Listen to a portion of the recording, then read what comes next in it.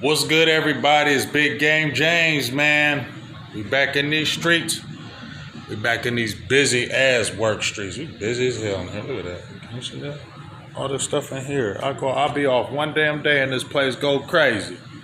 Damn. I tell you, it ain't easy being the boss. What they say? D-Lo said it costs to be the boss. Anyway, just thought I'd make a quick video right quick on these Dallas Cowboys and what Stephen Jones said yesterday. First, I'd like to give a big shout out to Zack Martin on his recent retirement. You could talk 100 years about that, man, and what you would just do. All I'm going to say is, like I said on my Twitter, first ballot everything, and I don't need to say nothing else. Ring of Honor, first ballot, Hall of Famer, 5 years. You gonna be the man regardless, and salutes to all your career, everything you brought to the table, stoutness, all pro, all everything. Shout out to Zack Martin for being a beast. Now there is a void at guard, and we'll see if the Cowboys, what they do in this draft, do they pick it up in free agency or do they let Mr. Brock Hoffman take over? We'll see. But I just want to make a quick observation about what Stephen Jones said yesterday. It got a lot of Cowboys fans in uproar when he said in free agency Dallas was going to be selectively aggressive, basically saying, yeah, you can only do so much, as he's done said, like a broken record time and time again. There's so much of the piece of the pie that can go around, so we just can't just go out there and go crazy in free agency, woo. I mean, this doesn't surprise me, and I don't know why a lot of Cowboys fans are upset and frustrated. You already know how Stephen Jones is going to operate. Just because this man sat in front of that daggone press conference and said we're going to do something in free agency, I don't believe nothing they say until they actually do it. You know what I'm saying? But I will say this one thing, that Cowboys, this to me is your downfall. Aggressive, conservative. That's the difference between y'all going to a championship and y'all staying at home year in and year out. I'm not saying you're going to be going to a Super Bowl year in and year out. I get that. It's a hard thing to do. But this is what, in my opinion, keeps you. And I've been saying this for 7 years now. The aggressiveness. Conservative don't win. Conservative keeps you competitive. Conservative keeps you competitive. You will be competitive, but you won't be the winner. You won't be the one that ends up on top. Those are the risk takers. Risk taking involves risk, and it's not going to work out every time. It's a gamble, but that's what I say. It doesn't matter. You're in this business to win, and you ain't going to win, to me, by conservative. When you won them championships, Jerry, you won by being aggressive, going all out, nothing, no stone unturned. That's why you won. Now you've went into a shell and you're ultra conservative, saving money, competitive year in out, but you're not getting over the hump. And I believe that's the reason why. So once again, when I hear selective, aggressive, that tells me, yeah, I don't know what that tells me. Does that tell me you're going to be aggressive on the Cowboys front? Meaning that you've been in talks with Osa Ogadazua? I said, great. I would have no problem with you bringing Osa Ogadazua back, even at the $20 million salary. But is that going to be your selective aggressive? Is that what you're going to tell the Dallas Cowboys fans, that, oh, we went out and re-signed Osa, so we can't sign nobody else because we signed our own and he cost a lot of money, so now we can't be aggressive in free agency no more. And we got to sign Micah. We just signed Osa, so now we just got to go for the little small tiny things. Is that the selective aggressive? Or is it where you're going to go get the lower level free agents? What does selective aggressive mean? That's what I'm trying to figure out. Because in my opinion, I've been on the free agent and trade game. I've been on point with it since, I'm going to say, probably 2019. I said, go get Robert Quinn. They traded and got him. I said, now every time I say one of these names, it's before Dallas did it, and I said it in Twitter. So I kind of know the free agency game, the way the Cowboys do and the way they trade. You know what I mean? I said, go get Robert Quinn when he was talking about being traded or being available. They went and got him. I said, go get Jonathan Hankins. I said 2 years earlier. They finally went and got him via trade. I said, when Everson Griffin was available, go get Everson Griffin. I said all these things way before the Cowboys went and got these players. I said, go get Everson Griffin. Said it on Twitter. Boom. I said, go get Anthony Barr. They went and got him. Boom. I said, who else did I say go get? Jonathan Hankins, Anthony Barr, Everson Griffin, Robert Quinn. Also, that linebacker that they had for about 6 or 7 games, and they cut him because he got cut with marijuana. I said that in the summer before they picked him up. The linebacker, I can't remember his name, Rashawn something, I can't remember, but I correctly predicted him too. You get what I'm saying? So I kind of have a beat on where these Cowboys going to go as far as who they go after and who they're going to pick up. You know what I mean? So now, Jonathan Allen has just became made available they said they can permission to go seek a trade. I've been talking about Jonathan Allen since 2023, the middle of 2023 when he had that epic rant where he said, I want to win. I said, go get him after that. That was the time to go get him. Oh, I also said go get Linville Joseph and also said get Jordan Phillips. And they went and got all them players, although it was late. It was years after. I said go get these players years before, and they got them years later. You understand the trend here? But Jonathan Allen, I know he's 30. He's still got, to me, at least good 2 strong years left. And the reason why they ain't re-signed him, they just re-signed Deron Payne, and they got the Newton kid from Illinois. So it makes sense that he's expendable. But I said go get him a couple years ago when it could have been, when they weren't good, you could have maybe got a good deal from him, woo-to-woo-to-woo. But he's out there, defensive tackle. I think he can help your team right now. Everybody's been talking about Myles Garrett. I heard him, I seen in Pro Football Focus where they said blockbuster trade, 2 first-round draft picks for Myles Garrett, and Dallas Cowboys get him. I'm not mad at that. I'm not mad at the Dallas Cowboys giving up 2 first-rounders for a Myles Garrett. If you're trying to win now, if you're trying to make a difference, then you're going to have to be bold.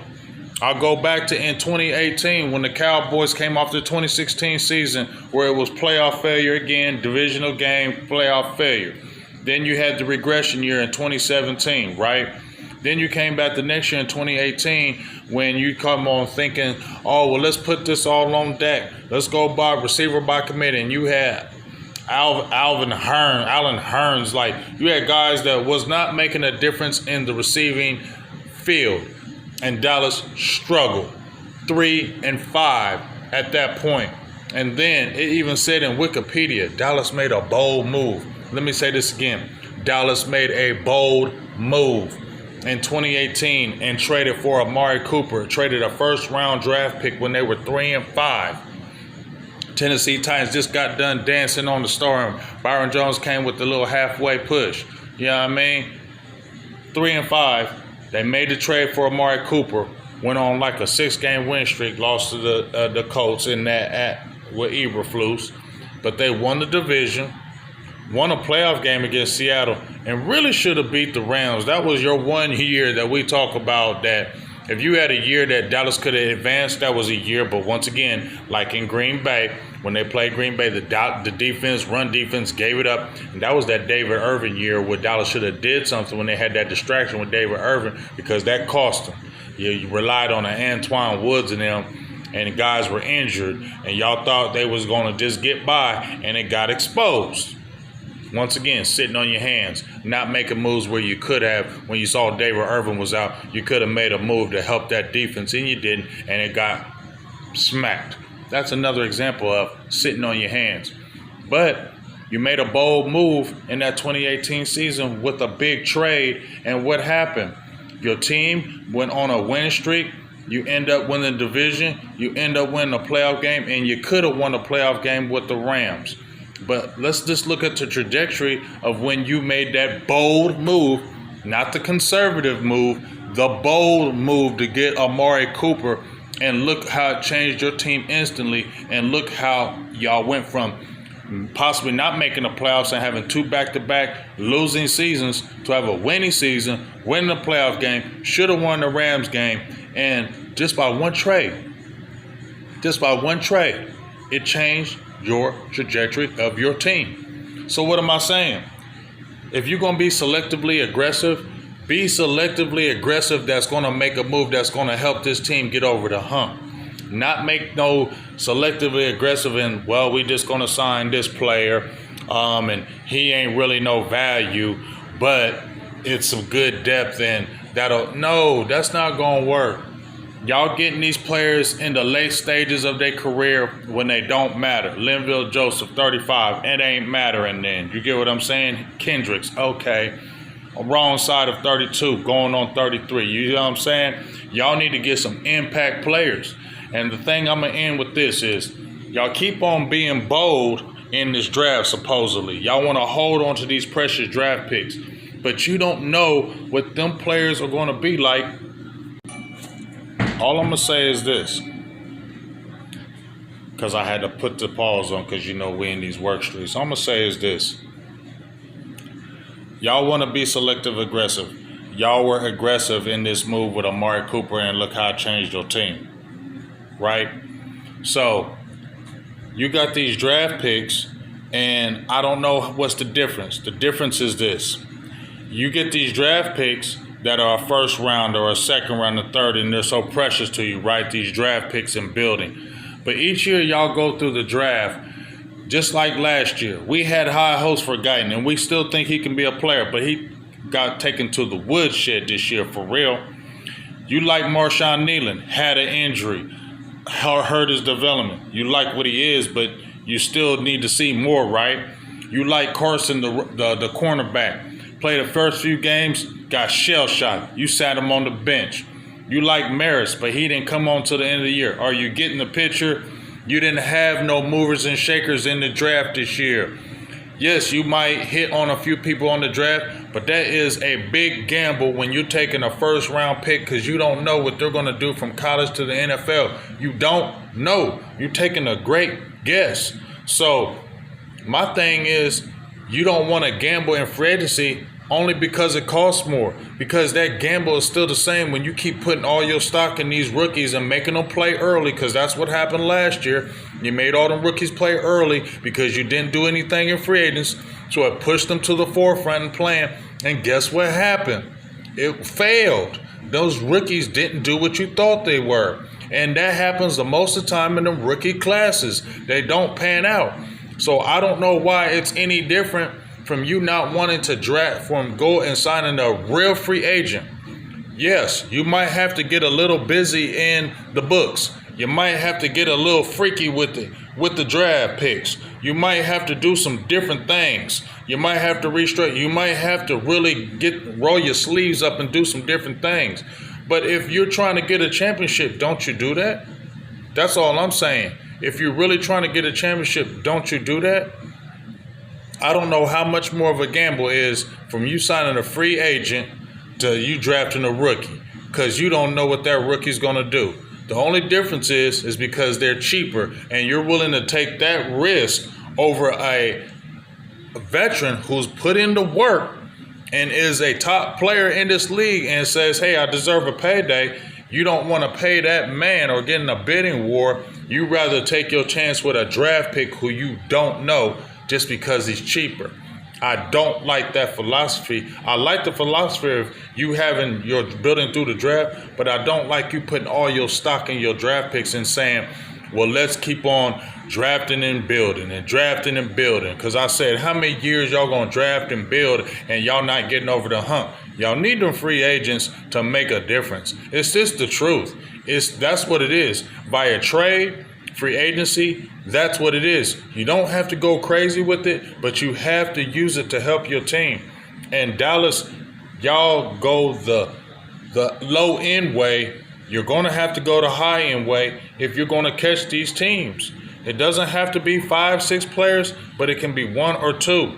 You're going to have to make some moves. You might have to get rid of another first rounder or a second rounder. You might have to get busy this year. But if you want to get the Cowboys fan base and everybody excited, y'all going to have to do some bold things with this staff this year. And if you don't, it's just going to be the same old things, Cowboys, and I ain't tripping.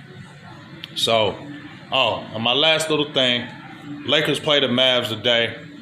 Hey, good luck to you, Luke. I hope you go crazy and turn up today. But I'm a Mavs fan, dog. So I don't want you to lose. I don't want you to win the game. I want y'all to lose. I hope you do well, Luka. It sucks that things happened the way it did. I didn't like it, but I'm not like a lot of these fans that are jumping ship and going to the Lakers and all that. If that's what y'all want to do, that's fine. But I ain't. I'm staying with these Mavs, and I'm going to just stay with the team. I think they can still have a good team. Yes, it was the worst trade in the world, but I'm sorry, I can't be on Twitter crying every single day. I guess I'm a team lover. I'm not a player lover. I don't fall in love with players, because players, just like people in this world, can get traded and cut and fired at the drop of a hat, and you got to move on. So y'all want to be the Luka lovers and be Lakers fans now? That's weird to me, but that's your preference. I'm not doing that. I'm going to go ahead and stay the Mavs fan. I wish you the best of Luka tonight. I think they're going to win because Dallas is shorthand. But I'd love to play the Lakers when they come to the Mavs and Dallas be fully healthy and playing, because I think they can beat them. Big Game James. I'm out. Peace.